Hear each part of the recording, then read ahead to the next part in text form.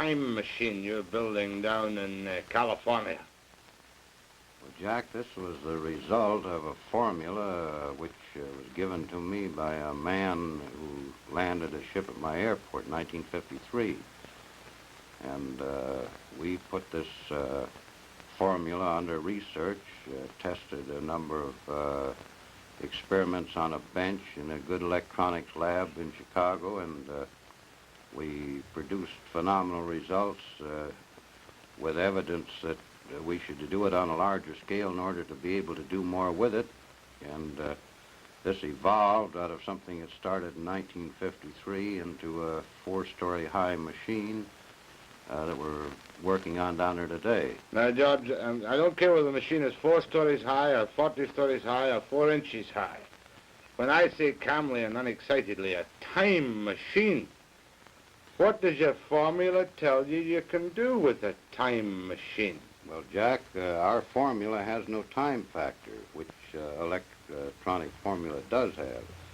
And on the other hand, electronic science has only had 2 dimensions to work with, the electric pattern and the magnetic pattern perpendicular to it. And we discovered a 3rd zone, which we call a time zone, and we are working through this zone with an effort to orient the magnetic field to give us other results than our science can obtain at present. George, just double talk to me. A time machine means to me a little box that I can go into and go back 5,000 years or forward 10,000 years.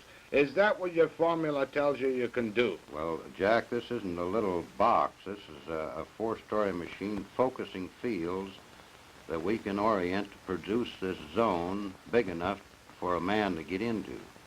It isn't a box. But what happens to the man when he gets into the zone? Well, I'm all agog with curiosity. Jack, we've discovered this zone is subject to thought. Now, since time doesn't record events the way we do on calendars and clocks, you could only record an event by thinking of it. Now, theoretically, we believe we can take a videotape magnetic camera into the time zone and photograph Lincoln's Gettysburg Address or Caesar's armies marching or anything that's ever happened. All right, let me get this straight. In other words, you're telling me, like H.G. Wells imagined 50 years ago, that everything that happened in time is still there to be seen by the recreation electronically of a thought which exists.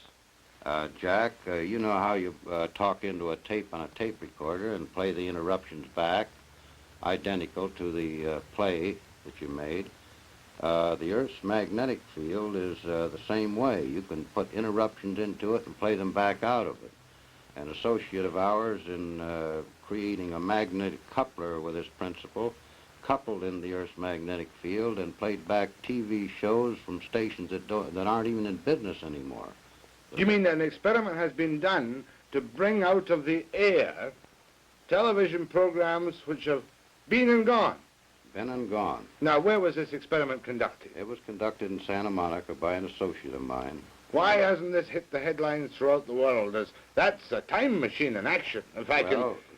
Jack, the reason it hasn't hit the world is because, as I understand it now, the Navy Department took him and the research over because he also discovered he could bounce magnetic echoes off the ionosphere and locate submarines under the ocean, regardless of where they were. So who is this associate of yours? This is a fellow named Charlie Arts. Charlie Arts? Yeah. And is he a free man walking around today? Well, he's free where he is in this super secret research he's conducting. Now, so therefore you tell me soberly in front of this television camera that things, old television programs have been recreated out of nothing. Played back with a picture and the sound just as good as the day they were broadcast. We've done this many times. Why didn't you bring one up with you? Well, this requires quite a piece of apparatus. This magnetic coupler works on around 50,000 volts, and it doesn't have any radio frequency connected with it. And actually, the television set which plays back the picture doesn't even have an antenna connected to it. George, you know as well as I do, and you've been on television 350 times, and I've known you. I met you once 7 years ago, and I kind of like you. But you know what the people out there are saying. They're saying this man's a nut. Well, Jack, you know, when Fulton was running his steamboat up the Hudson River, there were people still standing on the bank saying it couldn't be done. All right, let me take you further back, though. You have a time machine plan. You have done experiments which show you can bring the past to life. Where did this formula come from? I love that Scotch accent. Jack, the formula came from a ship that landed at my airport in 1953 on August the 24th, which had 4 people aboard it that came from another planet. I'm breathless. Well, you're not only breathless, I was breathless. But I'm cynical, too. Well, that's fine. That's the way to be. In fact, I'm a bigger skeptic than you are of many things. I'm an unbeliever. Convince me that this really happened to you. Well, this thing is very similar to a thing that happened in our biblical records where a Lord presented Moses with a pattern to build a tabernacle. They came out of the sky, they handed him stone tablets, and this phenomena that's taking place today is as old as our history, as our civilization. This isn't anything new that's occurring. It's something that's being continued in another time of crisis when conditions affecting the people of this planet are reaching a point where somebody has to take care of the situation. Now, I don't intend in any way to be disrespectful or blasphemous, but do you feel, and I know you're not an evangelistic type, do you feel that you're some kind of Moses receiving a new word? Well, I don't say that, Jack. I say that what is occurring now has occurred before. There's many records of these ships landing throughout history, clear back into Sanskrit. And there are records in the 1898 Chicago newspapers that covered the front page for 3 days of a big ship setting over Chicago. When you realize we're dealing with a type of man that is almost as far above us in intelligence as we are above the lower animals, there isn't anything phenomenal in this at all. Now, you say casually, because this is your life's work now, ships. Now, you mean flying saucer, don't you? Well, a flying saucer was a name the press put on this thing, and actually what they termed a flying saucer was nothing but a scout ship from the big carriers. But I want to go back to that night in 1953. Tell me, where did this happen for people who haven't heard you talk or seen you yet? It happened on my airport, which I've operated for the last 16 years, at Giant Rock Airport, 17 miles north of Yucca Valley in California, or 40 miles north of Palm Springs. Now, this is a private airport for small aircraft, is it? This is an airport used both by the military and private aircraft. You own this airport, do you? I lease this airport from the United States government. I've operated it for 16 years since I retired from the flight test business in the aviation. Right now. How old are you now, by the way, George? I'm 54, Jack. Got 3 grown daughters, married, and 11 grandchildren. You don't mind if I ask you the stock question? I know that you've been asked every obnoxious question that can ever have been asked. You've never been treated for any form of emotional upset. I've never had an emotional upset other than women.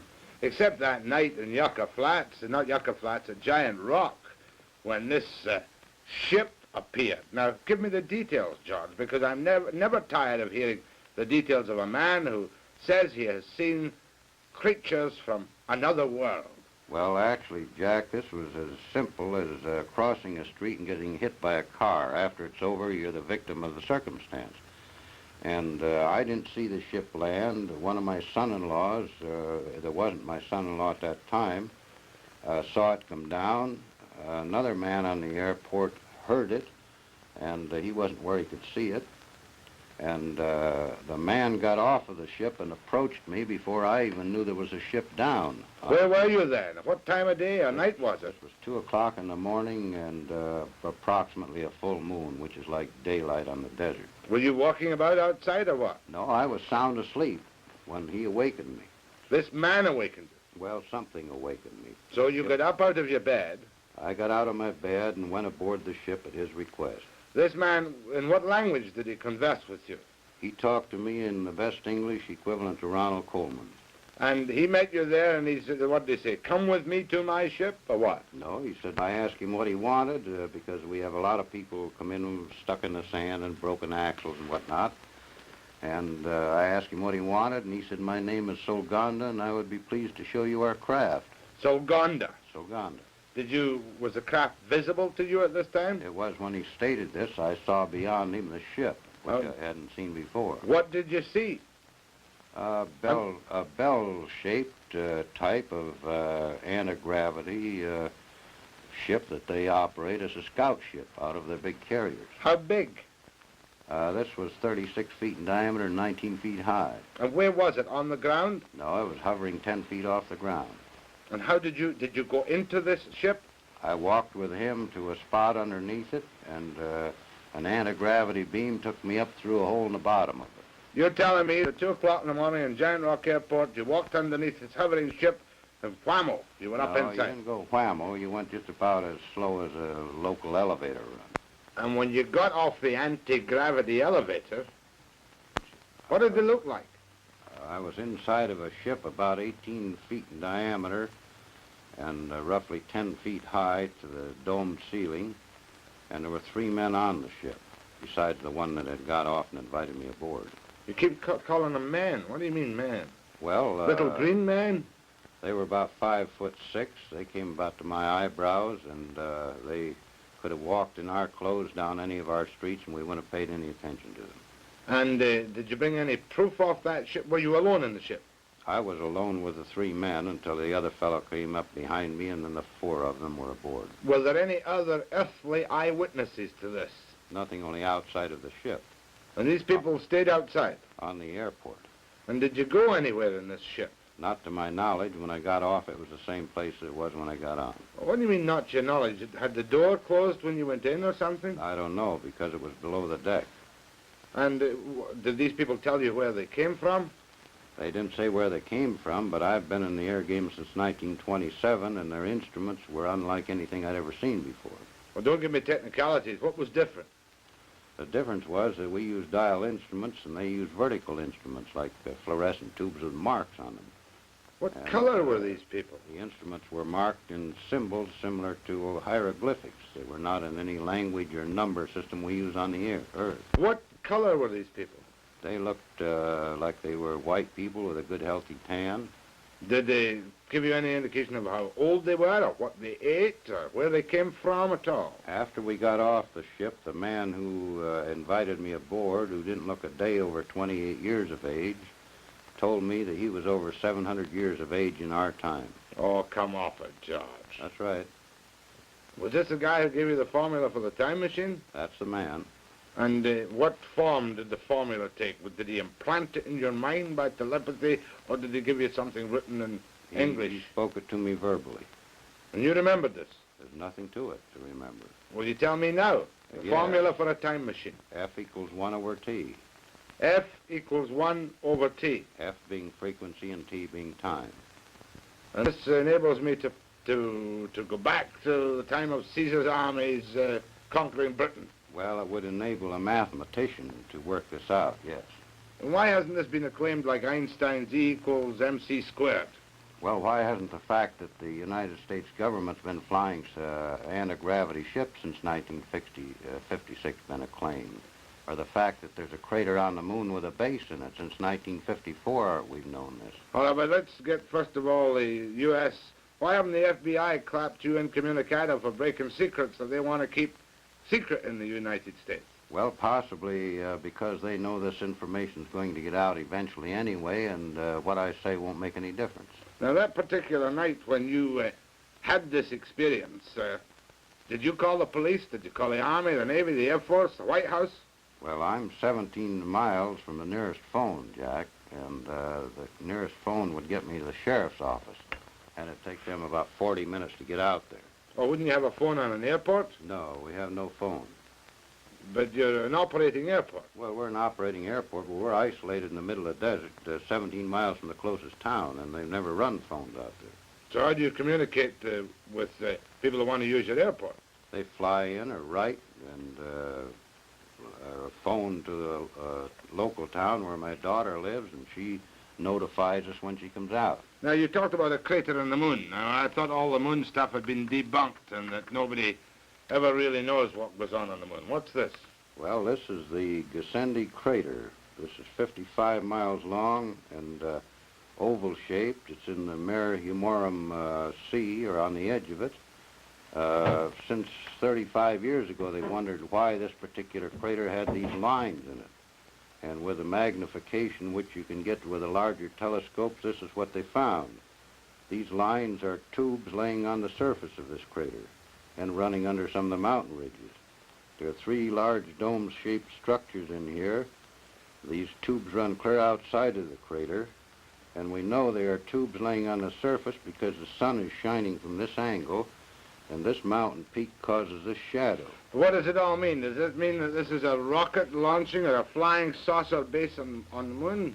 This has been a base on the moon for perhaps many thousands of years, used by these people in the spaceships to resupply their ships or whatever is required. Not even Life magazine has accepted this is genuine, though, has it? Well, the Palomar Observatory people that took the picture won't even comment on it, so... There must be a great conspiracy of silence to keep George Van Tassel's secret of the universe away from the people. No, it isn't to keep anything I know away from the people. It's to keep many things away from the people. Let's talk about this picture. This is the time machine. This is a picture of the machine we're building down there. This structure is actually up. We're working now on the parts on the equipment that operate it. This rim around here has armatures 57 feet in diameter, which will be better than 4 times bigger than the biggest armatures ever made before. But is that the place where you did the experiments? By the way, how old were these television programs you pulled back out of time and space? Well, the oldest one was 6 years back because television was 6 years old when this was done. And what program was it? Do you remember? I don't remember what program, but I know that on checking up on some of the stations that Art found that the station no longer existed. It was out of business. Let's get down to some more basics now.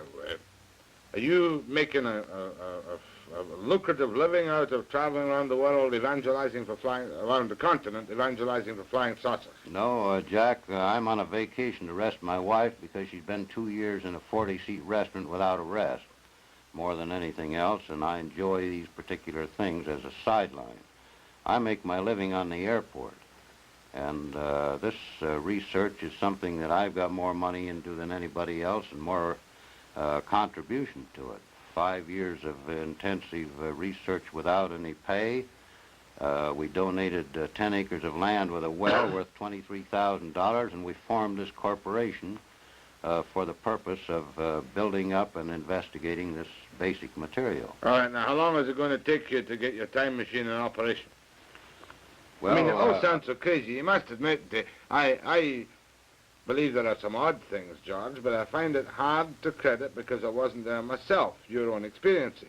Well, it took them around 8 years to grind the mirror for the 200-inch telescope, and the first cyclotron was something like 11 years in the progress of building. But that cost millions, George. You haven't got millions, billions it cost. No, we don't have the overhead, the drafts from the engineers and people sitting around a payroll. All of our effort on this is voluntary by many people in technical fields that contribute their effort to the project. They all believe in flying saucers. They all believe in flying saucers. And you obviously believe totally in flying saucers. Yeah.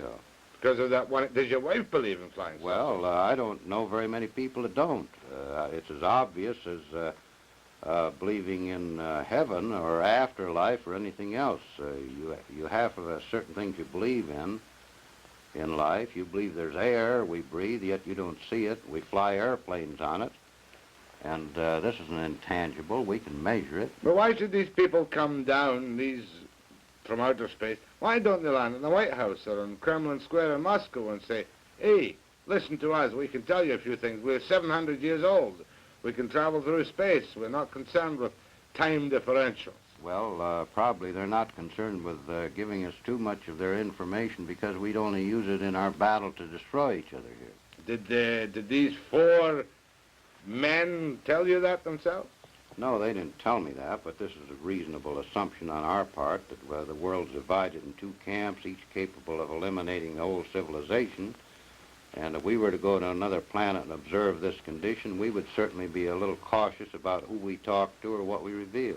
Yeah, but you yourself, was that the only experience you had? Mind you, that's 11 years ago in 1953, George. That's right. When you claimed to me you went up in this elevator into the spaceship and met the guy who spoke like Ronald Coleman. Was that your only contact with the... That was the only contact I had with the people from the ship. Have you had any other contacts with people? I've had a recent contact last September, 1963. Well, I don't have to ask you. Tell me. Well, in this case, they drove a car into the airport. They didn't come in a ship. They're walking among us on the earth all the time, and we don't realize it. I'm breathless. They. How many was they? The they in the ship was 4 men. They in the car? The man that came in, there was a man came in by himself in September. Well, you'll be telling me he had Martian license plates on the car. No, they drove a standard American Cadillac. And what did they want with you in 1963, 10 years later? They gave me some more information pertinent to electronic and magnetic research.